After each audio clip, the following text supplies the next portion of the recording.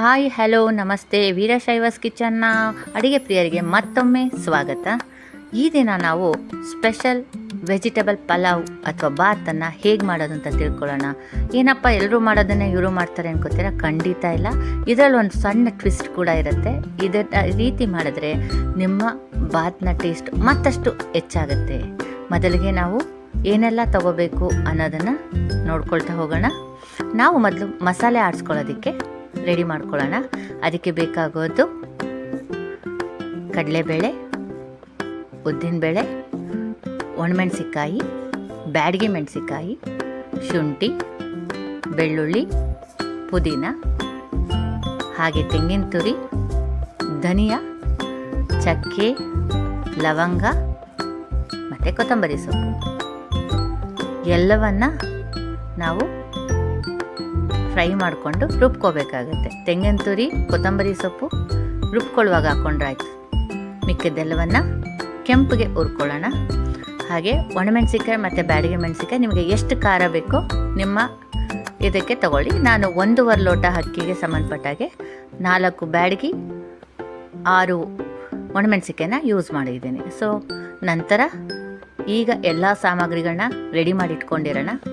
ಮೊದಲಿಗೆ ಕುಕ್ಕರ್ಗೆ ಒಂದು 4 ಸ್ಪೂನು ಅಥವಾ 6 ಸ್ಪೂನಷ್ಟು ಎಣ್ಣೆ ಹಾಕಿ, ಅಂದರೆ ಇಲ್ಲಿಗೆ ಸ್ವಲ್ಪ ಎಣ್ಣೆ ಇದ್ದಷ್ಟು ರುಚಿ ಜಾಸ್ತಿ, ಹಾಗಂತ ತೀರಾ ಜಾಸ್ತಿ ಬೇಡ.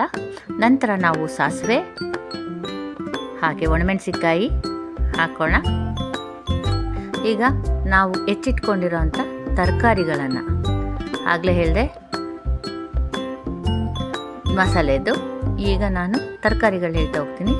ಈರುಳ್ಳಿ, ಟೊಮೊಟೊ, ಆಲೂಗೆಡ್ಡೆ, ದಪ್ಪಮೆಣಸಿಕಾಯಿ, ಬೀಟ್ರೋಟು, ಗೆಡ್ಡೆಕೋಸು, ಎಲೆಕೋಸು, ಬೀನ್ಸು, ಕ್ಯಾರೆಟು, ಬಟಾಣಿ.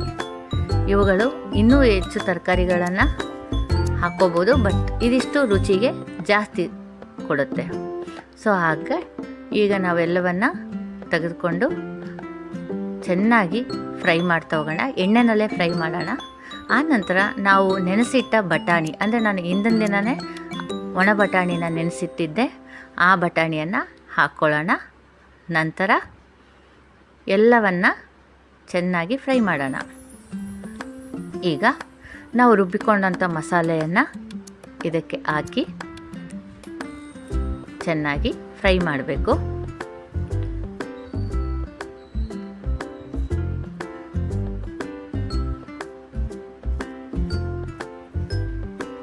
ಇದನ್ನು ಚೆನ್ನಾಗಿ ಕೈಯಾಡಿ ಒಣಗಿಸಿ ಸ್ವಲ್ಪ ಎಣ್ಣೆಯಲ್ಲಿ ಫ್ರೈ ಮಾಡಿ.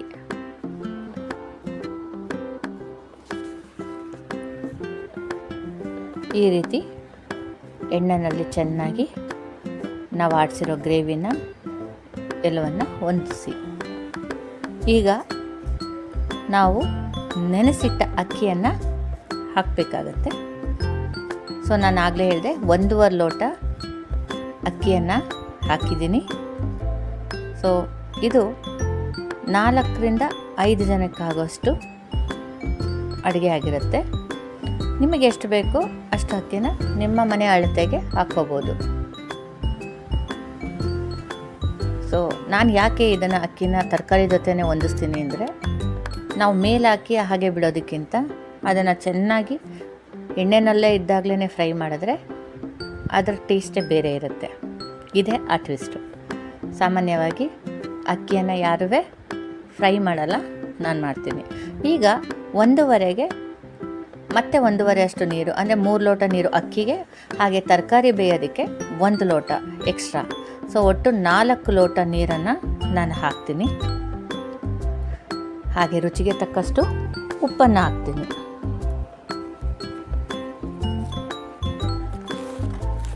ಇದು 3ರಿಂದ 4 ಕೂಗನ್ನು ಕೂಗಿಸ್ಕೊಂಡ್ರೆ ಬಾತ್ ರೆಡಿ ಆಗುತ್ತೆ.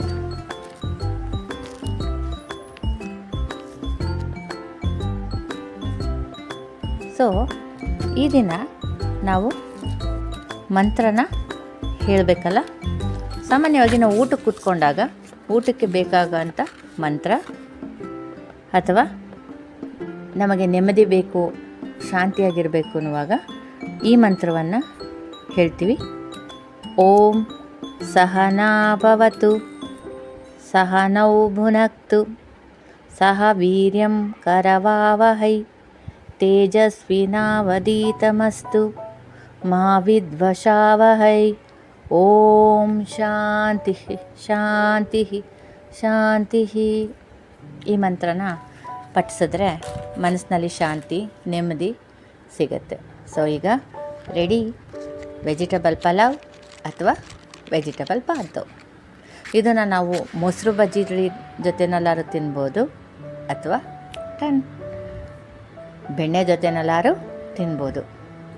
ನೀವು ಬೆಣ್ಣೆ ಜೊತೆಯಲ್ಲಿ ಬಿಸಿ ಬಿಸಿ ಇದ್ದಾಗ ಹಾಕ್ಕೊಂಡು ತಿಂದರೆ ಮಸ್ತ್ ಇರುತ್ತೆ. ತಣ್ಣಗಾದ ಮೇಲೆ ಮೊಸರು ಬಜ್ಜಿ ಜೊತೆ ತಿಂದರೆ ಇನ್ನೊಂದು ರೀತಿ ಸೂಪರ್ ಟೇಸ್ಟ್ ಸಿಗುತ್ತೆ. ಸೊ ನಿಮಗೆ ಯಾವ ರೀತಿ ಬೇಕೋ ಚೂಸ್ ಮಾಡ್ಕೋಬೋದು. ಇದೇ ರೀತಿ ವಿಡಿಯೋಗೆ ನಮ್ಮ ಚಾನಲನ್ನು ಫಾಲೋ ಮಾಡಿ. ಇನ್ನೂ ಯಾರು ಸಬ್ಸ್ಕ್ರೈಬ್ ಆಗಿಲ್ಲ ಪ್ಲೀಸ್ ಸಬ್ಸ್ಕ್ರೈಬ್ ಮಾಡ್ಕೊಳ್ಳಿ.